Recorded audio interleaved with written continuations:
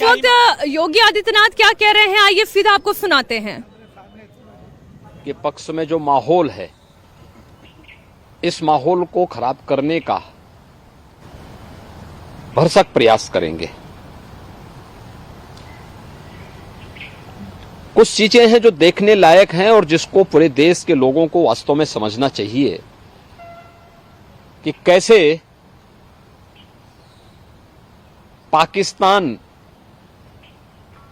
से राहुल गांधी को प्रोजेक्ट करने का प्रयास कर रहा है। ये चीजें दिखती हैं कि पाकिस्तान सरकार का पूर्व मंत्री जो बेशर्मी के साथ पुलवामा की घटना का समर्थन करता है, वह व्यक्ति राहुल गांधी को सपोर्ट कर रहा हो और राहुल गांधी को लेकर के प्रफुल्लित हो रहा हो, ये चीजें दिखाती हैं कि कांग्रेस का हाथ देश के दुश्मनों का साथ। यानी चीजें दिखती हैं कि मोदी जी जीतेंगे तो भारत में दीपावली होगी, लेकिन अगर कांग्रेस कहीं पे सफलता प्राप्त कर रही है तो पाकिस्तान उससे प्रफुल्लित हो रहा है। देश की जनता को इन बयानों से अवेयर होना चाहिए और समझना चाहिए कि इसके पीछे भारत विरोधी ताकतों की मंशाएं क्या हैं भारत के प्रति। सर, हम कह सकते हैं कि पूर्व में कांग्रेस का चूंकि बहुत अलगाववादी शक्तियों से, या हम कह सकते हैं कुछ ना कुछ समर्थन उनको कहीं ना कहीं से रहा, इसी वजह से आज पाकिस्तान से इस तरीके के बयान आए, क्योंकि पूर्व में देखिए कांग्रेस आजादी के बाद अपने मार्ग से भटक गई।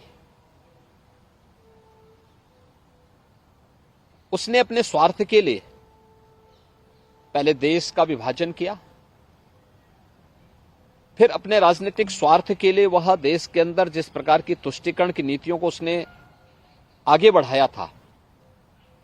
तुष्टीकरण की नीतियों का दुष्परिणाम था देश के अंदर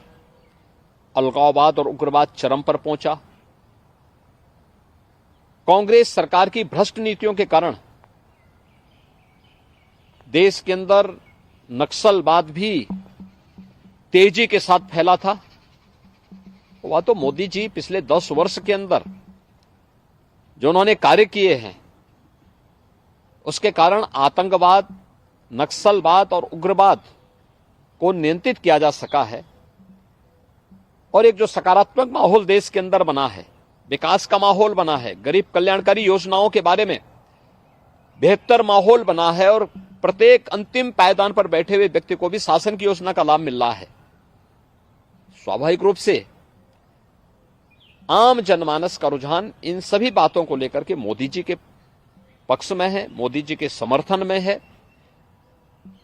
और हमें विश्वास है कि कांग्रेस की विभाजनकारी तुष्टीकरण की नीतियों से देश